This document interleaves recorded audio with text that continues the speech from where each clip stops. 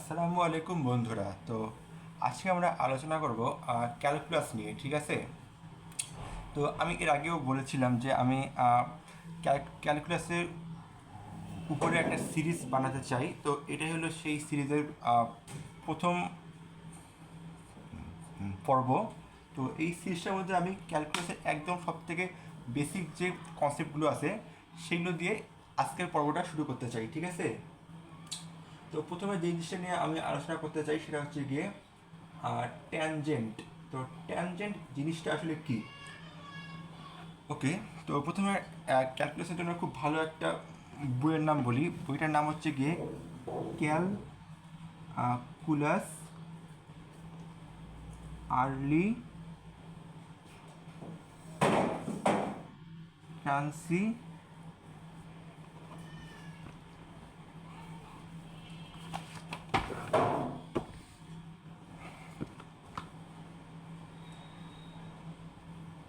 ডেন্টাস। ওকে, তো এই বইটা খুবই বিখ্যাত একটা বই। যে কোনো বয়সের মানুষ এই বইটা পড়ে ক্যালকুলাস শিখতে পারবে। তো এই আমি তোমাদের সকলকে রিকমেন্ড করবো যে তোমরা ইন্টারনেট থেকে এই বইটা ডাউনলোড করে নেবে। তো প্রথমে আমরা যে জিনিসটা নিয়ে আলোচনা করতে চাই সেটা হলো ট্যানজেন্ট, ঠিক আছে? ট্যানজেন্ট কথাটা অর্থ হচ্ছে কি এমন কিছু যেটা অন্য কোনো কিছুকে স্পর্শ করে, ঠিক আছে? যেমন মনে করো এইটা একটা বৃত্ত, ঠিক আছে? এবং এই লাইনটা এই বৃত্তটাকে একটা বিন্দুতে স্পর্শ করছে, সেক্ষেত্রে এই লাইনটা হচ্ছে গিয়ে একটা ট্যানজেন্ট লাইন, ঠিক আছে?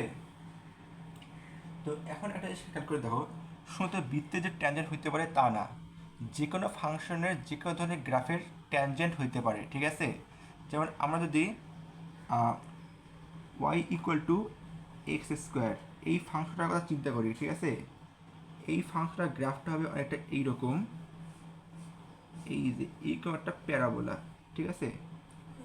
এই প্যারাবোলাটার ক্ষেত্রেও আমরা যে কোনো বিন্দুর মধ্যে ট্যানজেন্ট আঁকতে পারবো। যেমন এই বিন্দুটার কথা চিন্তা করো, এই একটা ট্যানজেন্ট এঁকে দিতে পারবো আমরা, ঠিক আছে?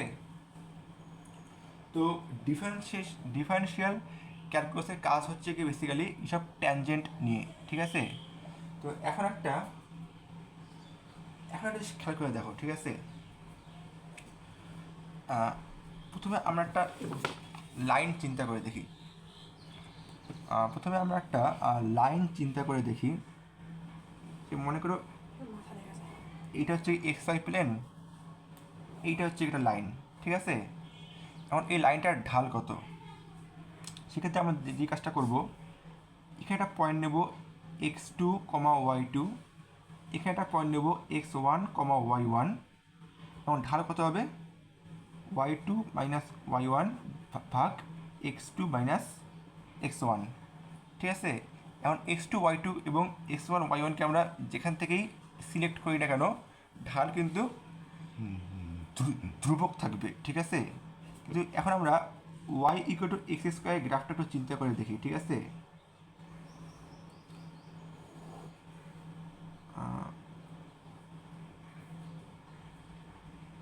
এই গ্রাফটার মধ্যে আমরা যদি এই দুটো পয়েন্ট থেকে ঢাল নেই সেক্ষেত্রে ঢাল একরকম হবে, আর এই দুটো পয়েন্ট থেকে ঢাল নেই সেক্ষেত্রে ঢাল অন্যরকম হবে, ঠিক আছে? অর্থাৎ এখানে কিন্তু ঢালটা ধ্রুবক থাকতেছে না, ঠিক আছে?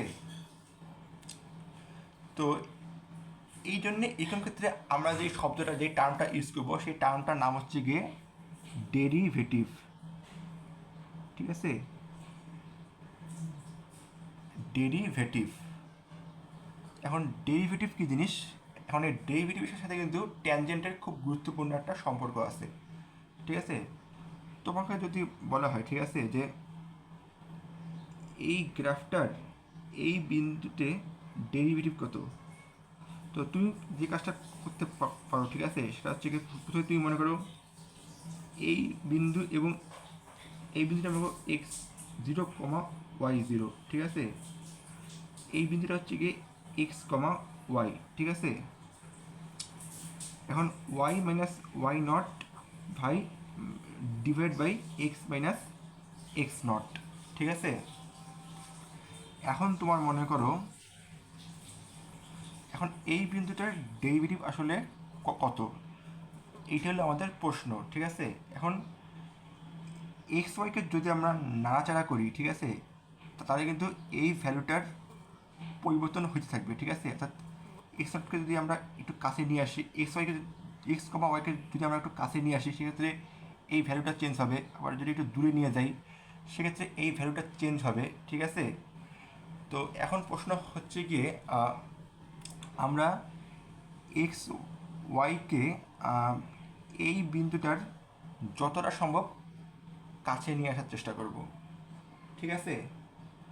অর্থাৎ মনে করো এই বিন্দুটাকে আমরা আরও কাছে আনলাম, আরও কাছে আনলাম, আরও কাছে আনলাম, আরও কাছে আনলাম, আরও কাছে আনলাম, অর্থাৎ কাছে আনতেই থাকবো, কাছে আনতেই থাকবো, কাছে আনতেই থাকবো, ঠিক আছে। তো এখন এই বিন্দুটাকে কাছে আনতে থাকলে এই মানটার উপরে কীরকম প্রভাব পড়ে সেটা আমরা পর্যবেক্ষণ করতে চাই, ঠিক আছে। তো এখন যে জিনিসটা দেখা যাচ্ছে সেটা হচ্ছে গিয়ে এই বিন্দুটাকে আমরা যতই এক্স নট ওয়াই নটের কাছে আনবো, সেক্ষেত্রে এই দুইটা বিন্দুর সংযোজক রেখার ঢাল এক্স নট ওয়াই নট বিন্দু দিয়ে যেই ট্যানজেন্টটা চলে গিয়েছে, সেই ট্যানজেন্টটার ঢালের কাছাকাছি আসবে, ঠিক আছে। এক্স ওয়াইকে আমরা যতই এক্স নট ওয়াই নটের কাছাকাছি আনার চেষ্টা করব, এই মানটা ততই এই যে এখানে যে ট্যানজেন্ট লাইনটার ঢাল আছে, এই ঢালটার কাছাকাছি আসার চেষ্টা করবে। এই কারণে আমরা যেটা বলি সেটা হচ্ছে গিয়ে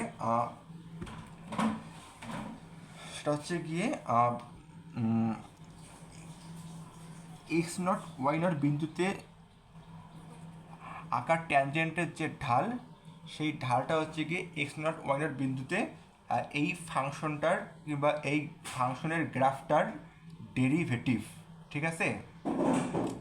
অর্থাৎ কোনো একটা ফাংশনের গ্রাফ আঁকলাম, সেই গ্রাফটার মধ্যে কোনো একটা নির্দিষ্ট বিন্দু দিয়ে যে ট্যানজেন্টটা চলে গিয়েছে, ঠিক আছে, সেই ট্যানজেন্টটার ঢাল হচ্ছে গিয়ে ওই বিন্দুতে ওই ফাংশনটার ডেরিভেটিভ, ঠিক আছে।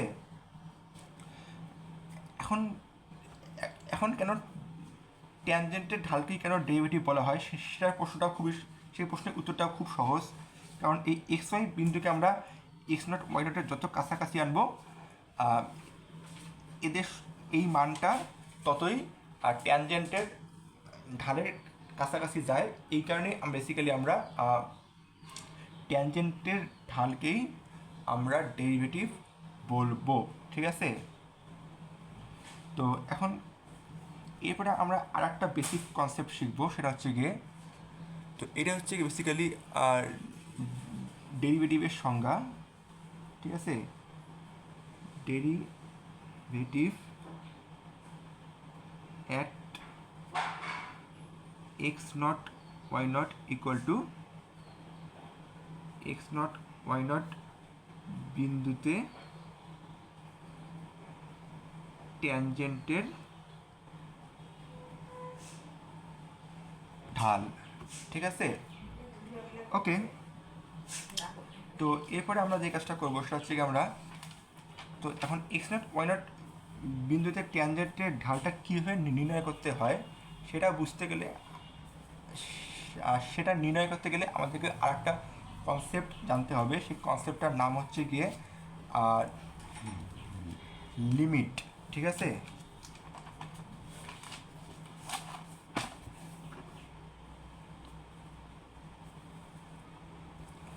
তো এখন হচ্ছে গিয়ে একটু খেয়াল করে দেখো, limit 1/x x tends to 0 equal to কত হবে, একটু খেয়াল করে দেখো তো। এটা কত থাক,